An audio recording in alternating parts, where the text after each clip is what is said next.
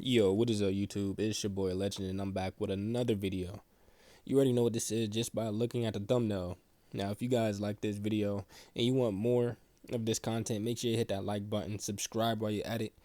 But without further ado, let's just get into this intro so we can start this What If. Don't be scared.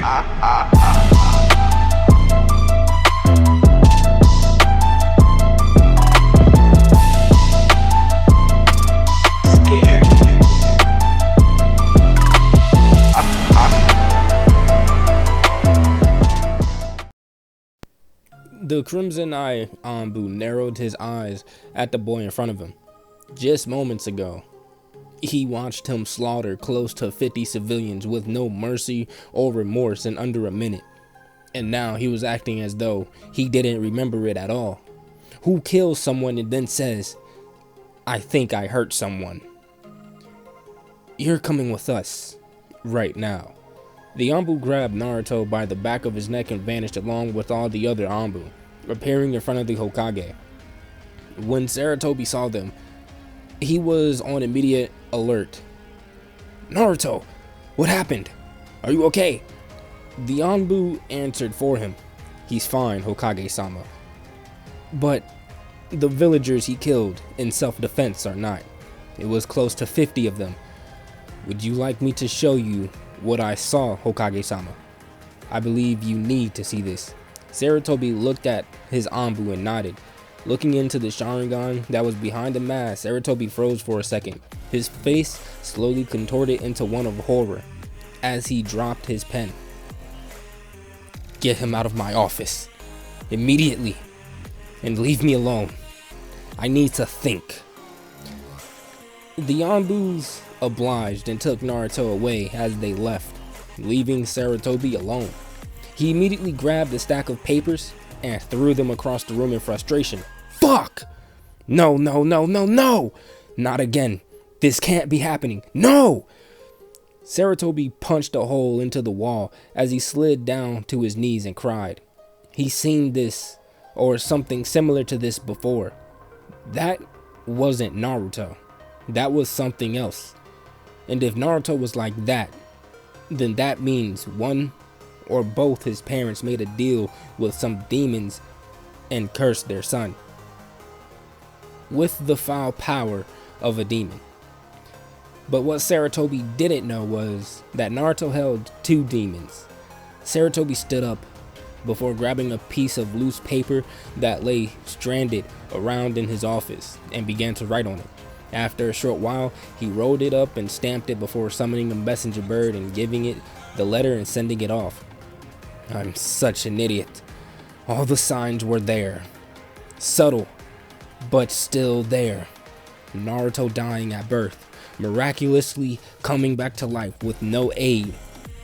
The discoloration of his hair, the heterochromic eye color, and not to mention the slight feeling of uneasiness every single time I see him. And now, Sarutobi gave a sad and bitter chuckle. And now, it may be too late. And I mentally don't have the strength to do what should be done. And those damn villagers physically don't have the strength to do it. But I can't risk whatever. Sarutobi released a shaky breath as tears started to stream down his face. I can't risk whatever beast, whatever evil, whatever entity, whatever unknown, whatever demon getting a full and complete grasp onto Naruto's soul. Or else, everyone, everything, man, animal, water, soil, it will all burn and cease to exist. Sarutobi was now openly sobbing, pounding his fist on the desk as his tears stained the polished wood. Meanwhile, Naruto sat in the Anbu holding cells. He didn't know what was going on. He came back to consciousness to see himself surrounded by a lot of masked people and himself covered in blood that wasn't his own. And then he was taken to the Hokage. He was only in there for a short while before he was indirectly kicked out and placed here in the cell. Naruto rubbed his eyes. His birthday was tomorrow. It's not like he cared. he never got anything. Nobody came to visit except for the old man. Naruto then felt something wet hit his wrist. As he looked down, it was blood. More specifically, his blood. His nose was bleeding. He wiped at it, and when he looked up, he flinched back. Who are you? Standing only a few feet in front of him was both Vale and Shiba. Vale, the female entity, took a step forward and bent down to get a closer look at the frail, weak vessel in front of her. Vale grabbed Naruto by his face and examined him closer, turning his face left to right. Her hand was colder than ice, and her sharp nails were slicing into his skin as she grabbed his face. "You're rather cute, boy. But you're also weak and pathetic, and that pisses me off to no end." Vale released Naruto's face and licked the blood off of his face. Her tongue was abnormally long and hot. "You taste good. I could just tear you apart and eat you right now." Vale grinned at Naruto, giving him a view of her razor-sharp teeth that could easily cut through flesh with no effort. "But that would be boring, and it would defeat the purpose of us helping you for the time being." She then vanished in a black mist, leaving Naruto to think that he just imagined the entire thing. He felt his cheek, and the cuts left by the scary woman were no longer there, so it must have been a figment of his imagination. That thought didn't last long, however, as Shiba stepped into his field of view. "The disgusting nine-tailed abomination inside of you has been destroyed by me. I tell you this because those ignorant mortals beat you for that reason. But even when it's gone, they still beat you and try to kill you. It must anger you, no?" Naruto went to speak, but he was cut off by Shiba. "Allow me and my sister to help you. We can give you power beyond comprehension. Power that is not of this world. Power that will put you at the top of the food chain. After all, the power that my sister gave you earlier was just a small portion of what we can truly do. And you can't deny that the power felt good. Having control felt good. Seeing those weaklings who always try to kill you quake in fear before you rid them of their depressing lives. I know it felt good to you." With the final part said, Shiba burst into black smoke and vanished. Naruto's eyes were wide. That's why he was covered in blood. But it didn't explain his lapse in memory. He remembered the feel of the power as clear as day, but he had no recollection of killing anyone. Meanwhile, Sarutobi sat at his desk with a glass bottle of whiskey next to him. "Glad you can make it here in a timely fashion, Jiraiya." The toad signing sat on the windowsill behind Sarutobi. "Well, you hardly messaged me, if at all. So, just from that alone, I knew it was important." Sarutobi chuckled in his slightly drunken state. "So you haven't read what I sent you?"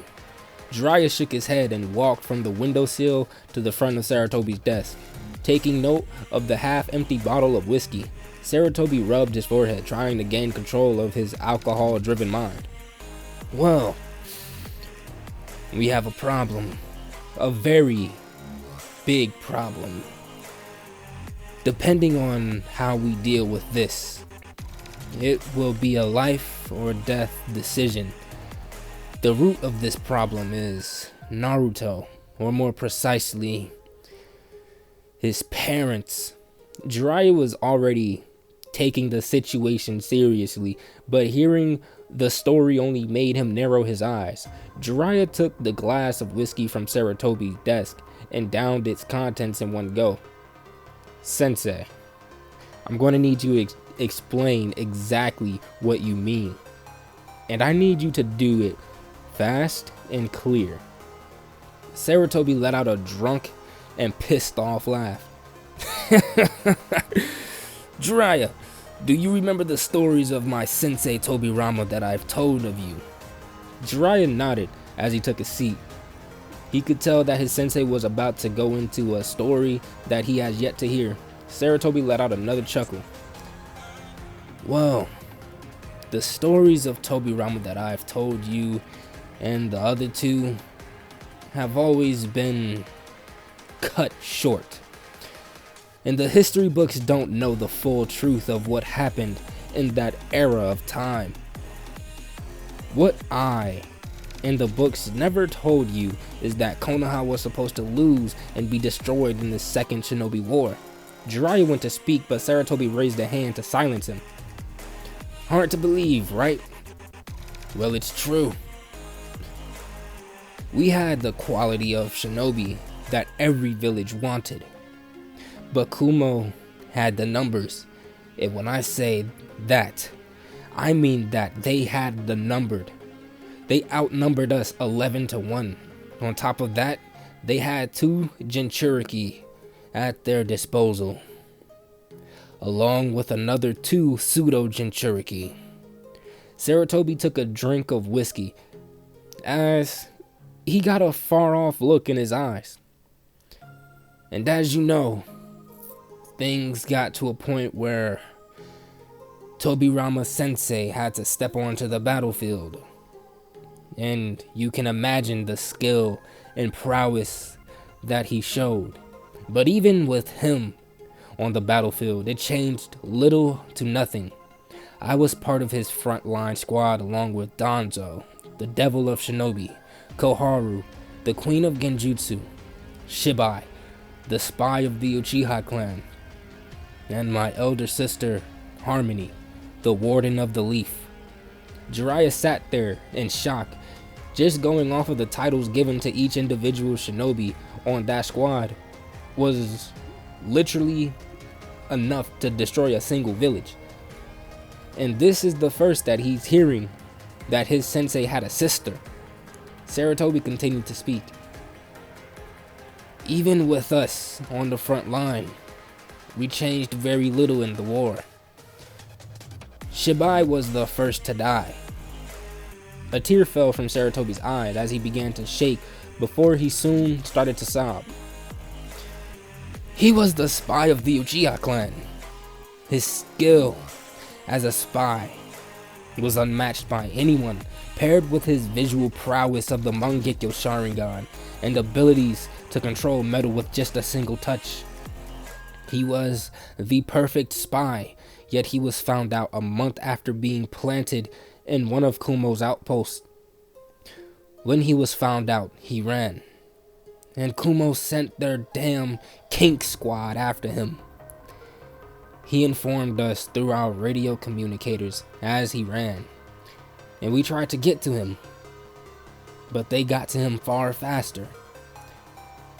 And when they got to him, those 2 pseudo Jinchuriki patched into our communication frequency and taunted us, describing each and every moment of the small-scale war of 1 Uchiha spy and 3 platoon worth of Kumo's special Anbu force.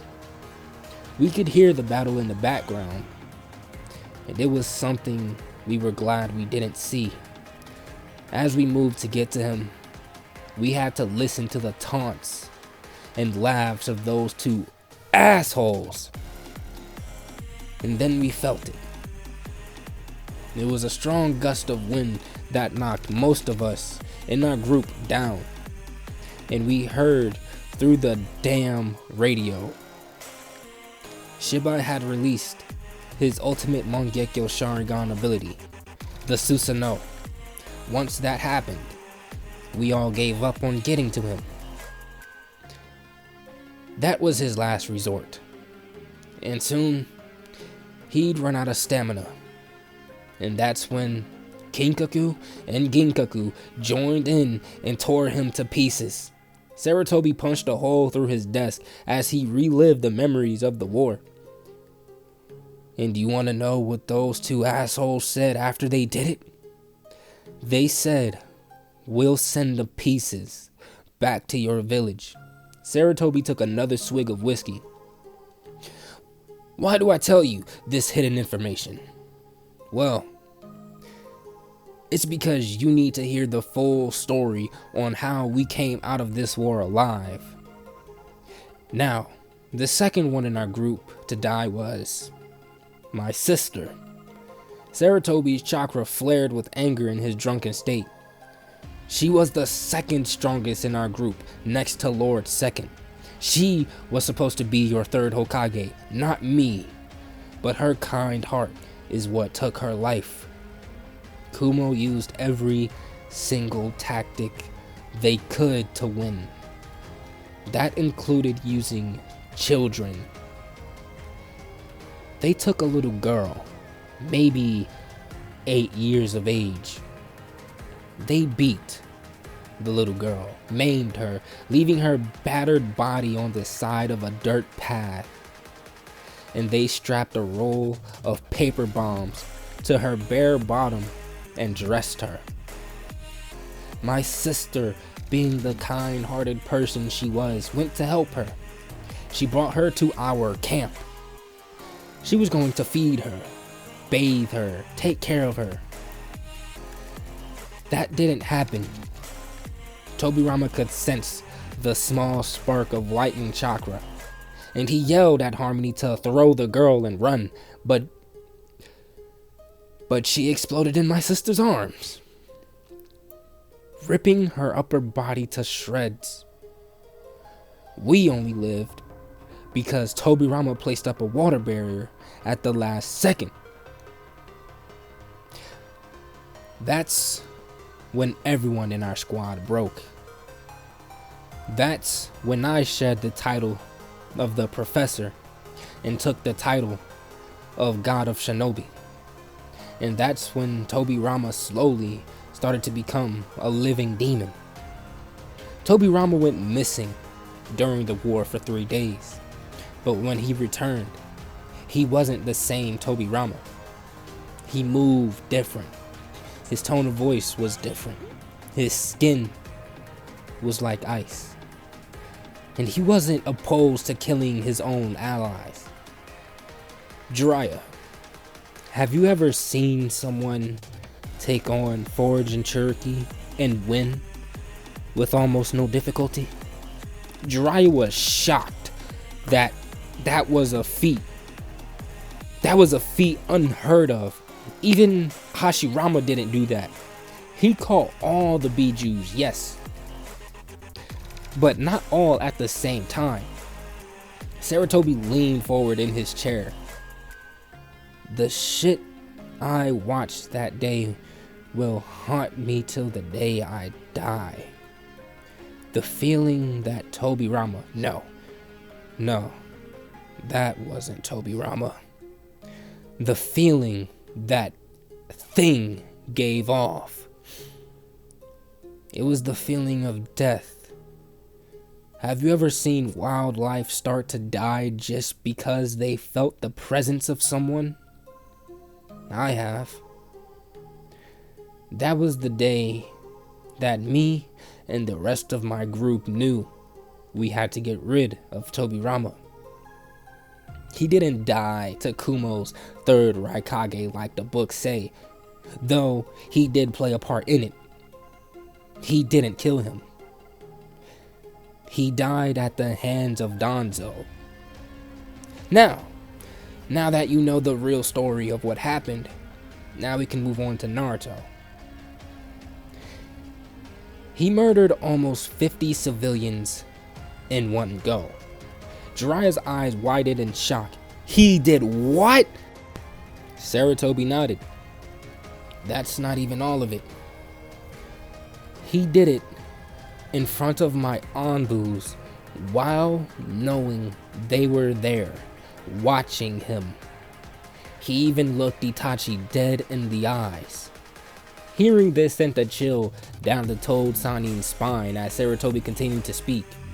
And when he finished and left, and my Anbus caught up to him, guess what he said while being drenched in blood? He said, and I quote, "I think I hurt someone." He didn't even remember killing almost 50 people. And that's not even the worst part. When he stood in front of my desk with the Ambus, he gave off that same exact feeling that Tobirama gave off. Only it was 2 times stronger. So strong that you could taste it. Jiraiya now had tears coming down his eyes. And Jiraiya, there's one thing that I'm about to tell you that only me, Danzo, and Koharu know. When Danzo dealt the killing blow to Tobirama, there was a man. No. There was some thing, some creature, some humanoid entity that stood behind him as he fell and drew his last breath. It had white hair that covered its black slitted eyes, nails as sharp as blades, and tattered clothing with no footwear. It looked down at Tobirama's dead body before it glared at each of us. The amount of hate, rage, and malice it shot at us with just that one glare was not of this world. It was so strong, it would make the hate and malice you feel today feel like a minor dislike. After that, it vanished into black smoke. That's what Naruto feels like. Jiraiya's heart was racing along with Saratobi's. Jiraiya licked his lips to remove the chappedness caused by fear. So, you're saying we have to kill him? Saratobi shook his head. We may have to, but I don't want to. He was normal up until now, yet the signs were always there. His discolored hair, heterochromic eyes, low body temperature, the unnerving feeling, every sign was always there. I just didn't want to notice them. But if we waited till now to do what he did, then maybe he's different. You see, we all know that Tobirama gave himself to something. I mean, hell, it took the rest of our frontline group and 4 Kumo Jinchuriki along with some aid from the 3rd Raikage. And you don't just leave for 3 days and come back a completely different person. But Naruto, he always acted normal up to now. So maybe there is still a chance for him. Jiraiya sighed as he wiped his forehead. He knew that his sensei was a little delusional and grasping at what little straws that he could. But he sat there and he let him. I hope so. I don't want to kill the boy, and I don't have the spine to do so either. Saratobi nodded, likewise. But now I need you to do something. I need you to bring Tsunade back to the village. I have a feeling we may need her. Jiraiya looked at Saratobi, and his look slowly turned to a glare. You can't be serious. After what she put me through, you want me to bring her despicable ass back? Saratobi looked at Jiraiya. Look, I'm not doing this with you. Just get her back here. She can finally be useful again. Jiraiya scoffed. Fine. But don't blame me if I drag her through the gates half dead. But guys, I'm going to end the video off right here. And because this is a different style of what if, I'm going to do a little bit of explaining here at the end. I wrote this part specifically mainly to basically give a little bit more explanation of the type of stuff that basically they could potentially be dealing with, because in the last episode we only got a very small piece of what Naruto slash Vel and Shiba could do with Naruto. So I felt as though you needed just a little bit more of an explanation of what they could do, and what better way to make them have a little bit more relevancy than to give them a backstory of basically them doing the same with Tobirama and making Tobirama a near invincible guy. Like, they basically boosted Tobirama to the point where he was basically stronger than Madara at that point. But that's basically why I wrote this episode, or this part, like this, why I wrote it in this way, in kind of like a flashback style of way, because it shows that Sarutobi already has experience dealing with this type of thing, though it's very little experience, but he has the experience dealing with this type of thing.